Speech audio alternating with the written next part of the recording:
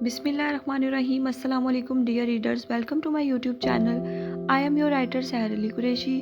उम्मीद है आप सब खैरियत से होंगे, ठीक ठाक होंगे। मैं आज हाजिर हुई हूँ आपके पास एक नया नावल, एक नई कहानी लेकर। ये नया नावल, ये नई कहानी मेरी दूसरी तहरीर है। इससे पहले मेरा पहला नावल है बिखरी मेरी ज़ात, जो कि मेरे चैनल पर भी मौजूद है और मेरे फेसबुक पेज पर भी ऑनगोइंग है। आप चाहें तो दोनों में से कहीं भी पढ़ सकते हैं। यह नया नावल मेरी दूसरी तहरीर है, नाम है आतिशे आलम।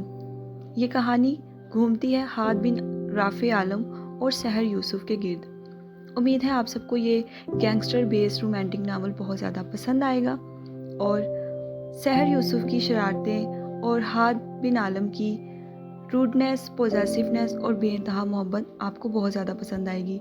इन दोनों की ये लव स्टोरी और लाइफ स्टोरी की आज पहली किस्त हम पढ़ेंगे। तो चले किस्त को पढ़ना शुरू करते हैं। बिस्मिल्लाहिर्रहमानिर्रहीम। शुरू अल्लाह के नाम से जो बड़ा मेहरबान नहायत रहम करने वाला है। आतिशे आलम अस कलम सहर अली कुरैशी। पहली किस्त। मुझे मत मारे हाथ, खुदा के लिए मेरी जान बख्श दे, मुझे मत मारे। वो शख्स उस दरिंदा सफ़त आदमी के पैरों में बैठा अपनी जान की भीख मांग रहा था, मगर मुकाबिल शख्स तो शायद माफ़ी लफ्ज़ से भी आशना न था, तो माफ़ कैसे कर देता उसे। ओ बिन्यामीन, तुम्हें यही लाइन मिली थी अपनी जान बचाने के लिए? उस शख्स ने अपने पैरों में बैठे आदमी से तमस्कुराना अंदाज में पूछा, जिस पर उसने खौफ से भरी आंखें उठाकर सामने उस शख्स को देखा। तुम जानते हो ना, मेरा तुम्हारे खुदा से कोई वास्ता नहीं, फिर भी तुम्हें इससे बेहतर अपनी जान बचाने के लिए और कोई जुमला नहीं मिला था क्या? अब हाद ने हाथ में पकड़ी स्याह गन को हाथ से साफ करते मसनूई अफसोस से पूछा। उसकी इस बात पर मुकाबिल के रहे सहे ओसान भी खता हुए। हाँ, वो किसे खुदा का वास्ता दे रहा था? किसे? हाद बिन राफे आलम को? क्या वो भूल गया था कि उसके सामने खड़ा शख्स तो सिर्फ नाम का ही मुसलमान है और पिछले 25 सालों से अपने रब्बे करीम की नाफरमानी करता आ रहा है, और जिस खुदा को वो माजल्ला मानने से ही इनकारी है, उसकी खातिर वो उसकी जान क्यों कर बख्शेगा? फिर अचानक एक झमाका सा हाथ के जहन में हुआ और हाद बिन राफे आलम की आंखों में एक साया सा लहरा कर गुजरा। उसके साथ ही अपनी स्याह आंखों को उसने नीचे अपने पैरों में बैठे इस शख्स पर जमाया, जो सिसकता हुआ उससे अपनी जिंदगी की भीख मांग रहा था।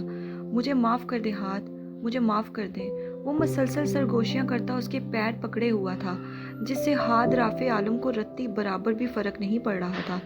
चंद लम्हे वो अपने पैरों में झुके उसके सर को देखता रहा, फिर भारी कड़क आवाज़ में बोला, ठीक है, मगर मेरी एक शर्त है। मैं कुछ भी करूँगा हाथ, बस मुझे जान से मत मारे। वो उसकी बात दरमियान में ही काटता तड़प कर बोला, जिस पर हाथ ने हाथ में पकड़ी गन का निचला हिस्सा घुमाकर उसके जबड़े पर जोरदार अंदाज में दे मारा। नीचे गिरे शख्स के मुंह से खून का फव्वारा सा छूटा और वो तड़पता हुआ मुंह के बल गिर गया। तुम जानते हो ना मुझे दरमियान में टोकने का अंजाम क्या होता है, फिर भी तुमने ये जुर्रत की। हाथ की दहशत से भरपूर धाड़ पूरे आलम बिला में गूंज उठी थी। नीचे गिरे जख्मी वजूद ने हाथ जोड़ लिए और अब खामोश रहने में ही आफियत जानी। फिर हाथ ने अपनी गर्दन पर पीछे हाथ फेरा और खुद को पुरसुकून करके सर्द लहजे में बोला, अगर तुम अपनी सबसे ज़्यादा कीमती शय मुझे दे दो तो बख्श दूंगा तुम्हारी जान। और फिर कदम कदम चलता हुआ जाकर अपनी बड़ी सी शाहाना सरबराही कुर्सी पर बैठ गया। कीमती शय? उसकी शर्त पर वो शख्स लबरेज आंखों से जेरे लब बड़बड़ाया। मेरे पास तो कोई कीमती शय नहीं हाथ, सिवाय एक घर के जो आपके पास नौकरी करके मैंने बनाया है। उसने खौफजदा नज़रों से उसे देखते हुए जवाब दिया। सोच लो, अपने इर्द गिर्द देखो, आसपास नज़र दौड़ाओ, हो सकता है तुम्हारे पास तुम्हारी जान से भी बढ़कर कोई कीमती शय हो। तुम्हारे पास सुबह तक का वक्त है। टांग पर टांग जमाते हाथ ने सुर्ख स्याह आंखें उस पर गाड़ते हुए सफाकियत से कहा, और हाँ, अगर सुबह तक तुम्हें कुछ भी कीमती ना मिला तो कफन पहनकर मेरे पास आना। फिर ये आखिरी जुमला भी बेदर्दी से अदा करते हाथ ने आंखें मूंद दी, जिसका मतलब साफ था कि अब सामने वाला बंदा मजीद कोई भी लफ्ज़ कहने की इजाज़त बाकी नहीं रखता। वो शख्स ज़मीन से बमुश्किल उठा, अपनी आस्तीनों से चेहरे पर मौजूद खून साफ करने लगा और लड़खड़ाते हुए कदमों से उल्टे पांव वापस चला गया। ये उसकी सफाकियत की इंतहा थी। मगर वो उसकी जान बख्शने का इरादा आखिर कैसे कर गया था? वो हाद बिन राफ़ी आलम था, जिसे इंसान कहना इंसानियत की सबसे बड़ी तौहीन थी, क्योंकि वो इंसान कहलाने के लायक ही ना था। वो माफ़ करना नहीं, सिर्फ ख़त्म करना जानता था। उसकी दहशत जंगल में लगी हुई किसी आग की मानिंद हर सू फैली हुई थी, ऐसी आग जिस पर काबू पाना नामुमकिन था, और उसके अंदर भी भड़कती ये आतिश हर चीज़ को अपनी मुट्ठी में कैद कर लेना चाहती थी, और कैद कर रही थी। वो हर चीज़ पर अपनी हुकूमत चाहता था, हत्ता के लोगों की जानों पर भी। मगर अपनी सरकशी में भटकते वो शायद ये भूल गया था कि हुकूमत और बादशाही तो सिर्फ अल्लाह ही को सज़ावार है, और वो ये भी भूल गया था कि अल्लाह जब मुंह के बल गिराता है तो गिरने वाले शख्स का अल्लाह के सिवा कोई दूसरा मददगार नहीं होता। और ये सब समझने में हाद बिन राफ़ी आलम को वक्त दरकार था, जो कि कलील बाकी बचा था। 3 हफ्ते पहले इस्लामाबाद। पाकिस्तान के शहर इस्लामाबाद में इस वक्त बाकी शहरों की बनिस्बत गर्मी बहुत कम थी। गहरे जर्द रंग के निकले सूरज की तपश इतनी ज़्यादा न थी, हल्की हल्की मध्यम रोशनी बादलों के बाइस कभी कम होती कभी बढ़ती। ऐसे में हर कोई अपनी रोज़मर्रा के काम में मशगूल सा था। मजदूर दिन भर अपनी मजदूरी करके दिन खत्म होने का इंतज़ार कर रहे थे, ताकि शाम में वो अपने बच्चों के लिए घर रिस्क लेकर जा सके। परिंदे भी सुबह का चोगा अपने बच्चों को खिलाकर शाम की रोजी रोटी की तलाश में इधर से उधर उड़ रहे थे। अमीर लोग ठंडे एसियों के नीचे सोए हुए थे, हर कोई अपनी अपनी जिंदगी में मसरूफ सा था। अरे बिन यामीन, कैसे हो? अपने उकब से आती आवाज़ पर बिन यामीन पलटा तो सामने ही उसके साथ काम करने वाला उसका ही हम उम्र आदमी शहरोज़ खड़ा था। मैं ठीक हूँ शहरोज़, तुम कैसे हो? बिन यामीन ने नीम मुस्कुराते हुए जवाब दिया। मैं बिल्कुल ठीक हूँ, और सुनाओ गुड़िया कैसी है? गुड़िया? इस लफ्ज़ पर बिन यामीन भरपूर अंदाज में मुस्कुराया। वो बिल्कुल ठीक है, अपनी शरारतें करने में मसरूफ़ रहती है। अपनी शहज़ादी का चेहरा आंखों में समोए वो मसलसल मुस्कुराता गोया हुआ। अल्लाह उसके नसीब अच्छे करे। उसकी आंखों में अपनी बहन के लिए मोहब्बत और शफकत देखते शहरोज़ ने दिल से कहा, आमीन। इस दुआ पर बिन यामीन की भी आंखें नम हुई। तुम्हें याद है ना, हम आज कितने अहम मिशन पर जा रहे हैं, और 3 हफ्तों के लिए, और ये हमारे 7 सालों का सबसे बड़ा मिशन होगा।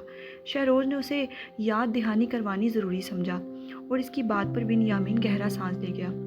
हाँ शहरोज़, जानता हूँ, बस मैं थोड़ा सा परेशान हूँ। क्यों? कैसी परेशानी? शहरोज़ ने फिक्रमंदी से पूछा। पहले हम जिस काम के लिए भी जाते थे 3 या 4 दिन के लिए जाते थे, मगर पहली बार मैं 3 हफ्तों के लिए जा रहा हूँ। मैं इतने दिन कभी शहर से दूर नहीं रहा। बिन यामीन ने उदासी से सर झुकाकर उसे बताया। अरे बस इतनी सी बात है तो तुम क्यों परेशान हो रहे हो? क्या तुम जानते नहीं कि हमारी फैमिलीज़ की हिफाजत की जिम्मेदारी हाद ने अच्छी तरह उठा रखी है, और वो कभी भी अपनी जिम्मेदारी से गाफिल नहीं होते, और हमारे घरों के बाहर बर वक्त गार्ड्स अपनी ड्यूटी सर अंजाम देते रहते हैं। इसलिए तुम परेशान नहीं हो। पहले 7 सालों में हमारे प्यारों में से किसी को कुछ हुआ है क्या जो अब होगा? इसलिए अल्लाह पर यकीन रखो, सब बेहतरीन ही होगा इंशाल्लाह। शहरोज़ ने उसे अपनाइयत से तसल्ली देते तफसीली समझाया। और अगर फिर भी तुम्हें बेचैनी है तो हम उसे मेरे घर छोड़ देते हैं, मेरी बीवी और अम्मा के पास। अनायत और अम्मी के साथ रहेगी तो अकेली नहीं होगी वो। उसने एक और मशवरा दिया। नहीं, वो नहीं मानेगी, क्योंकि वो कभी किसी के घर नहीं रही, और वैसे भी उसे अनजान जगह नींद नहीं आती। और तुम फिक्र मत करो, वो डरपोक नहीं, बहुत बहादुर है।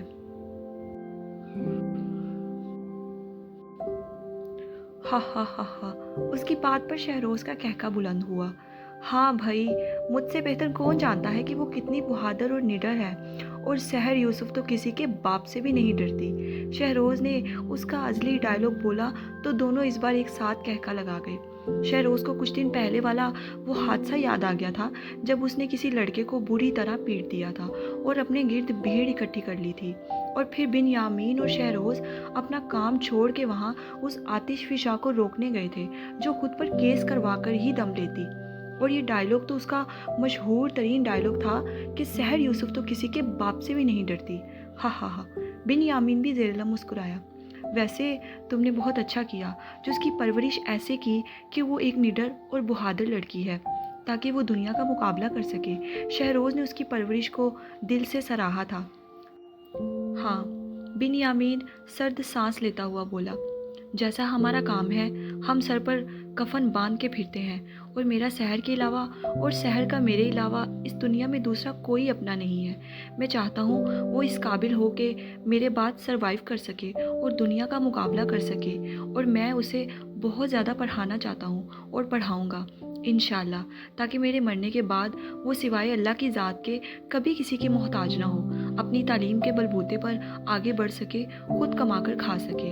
और अपने जीते जी तो तुम उसे नौकरी नहीं करने दोगे? शहरोज़ ने शरारतन मुस्कुराते उसकी बात दरमियान में ही उचक ली, जिस पर बिन्यामीन भी ज़ेर-ए-लब मुस्कुराया। हाँ, जब उसका भाई ज़िंदा है तो वो क्यों कर तरह तरह के लोगों में जाकर मुलाजमतें करेगी? मैं ऐसा उसे हरगिज़ नहीं करने दूंगा। अभी मैं ज़िंदा हूँ, उसकी ज़िम्मेदारी बखूबी निभा सकता हूँ, मगर फिर भी वो बहुत मासूम है। वो इस कड़े दौर की धूप छाँव को नहीं जानती। वो नहीं जानती कि कैसे अक्सर इंसान की खाल में भेड़िए छुपे बैठे होते हैं, और इंसान कैसे गिरगिट की तरह रंग बदलता है, किस तरह आपके अपने ही आस्तीनों के सांप साबित होते हैं। मैं उसे मजबूत हाथों में देखना चाहता हूँ और जल्द अपने फ़र्ज से सुबकदोश होना चाहता हूँ इंशाल्लाह। हाँ इंशाल्लाह। शहरोज़ ने सर हिलाते उसे थपकी दी। तुम जल्द अपनी सोच में कामयाब हो जाओगे। अल्लाह उसके नसीब बहुत अच्छे करेगा इंशाल्लाह। चलो तुम घर से एक चक्कर लगाओ, हमें शाम में निकलना है। फिर वो दोनों एक दूसरे को अलविदा कहते अपनी अपनी बाइक्स पर बैठकर अपनी अपनी मंजिल की तरफ गामजन हो गए थे। अरे आ रही हूँ भाई। दरवाज़ा तोड़ने का इरादा है क्या आज? बाहर दरवाजे पर हो रही तेज दस्तक पर वो जो बाल बांध रही थी, बड़बड़ाती हुई बाहर आई। दरवाज़ा खोला तो सामने ही उसका कुल असासा उसका भाई खड़ा था, और हमेशा की तरह बिन यामीन ने उसके लिए कई खाने पीने की चीज़ें पकड़ रखी थी, और चंद सुर्ख गुलाब भी, क्योंकि फूलों की तो वो दीवानी थी और हर रोज़ नित नए गुलाब चाहिए होते थे उसे, जो उसका भाई उसके लिए लाता भी था। भाई, फिर वो चहकती हुई अपने अज़ली अंदाज में उससे लिपट गई। मेरी शहज़ादी, बिन यामीन ने कहते उसे अपनी आगोश में छुपा लिया। वो सिर्फ उसकी छोटी बहन ही नहीं, उसकी बेटी भी थी। बड़े नाज से पाला था उसने सहर यूसुफ को। उसे सीने से लगाए बिन यामीन की आंखें नम हो गईं। एक खौफ सा उसे सता रहा था, जैसे वो उससे छीन ली जाएगी। एक बेचैनी सी उसे खल रही थी। एक बुरा ख्याल सा उसके जहन में मसलसल गर्दिश कर रहा था। यूं महसूस हो रहा था कि जैसे कुछ बुरा होने वाला है, जो उन दोनों की जिंदगियां बदल देगा। मगर फिर भी वो अपने रब से दुआएं खैर करता रहा, और उसे अपने रब पे पुख्ता यकीन था कि वो उसे कभी गिरने नहीं देगा, और वो उन्हें एक दूसरे से भी कभी जुदा नहीं करेगा। वो उनके साथ हमेशा खैर वाला मामला ही फरमाएगा। फिर वो उसे लेते अंदर बढ़ गया। सहर ने वो गुलाब शीशे के बने छोटे से फ्लावर वास में रख दिए, जिसमें ताज़ा पानी मौजूद था। एक उसने मसलसल हाथ में पकड़ रखा था, जिसे गाहे बगाहे वो सूंघती हुई कोई छोटी सी बच्ची मालूम हो रही थी। फिर वो किचन में खाना गर्म करने की गर्ज से चली गई।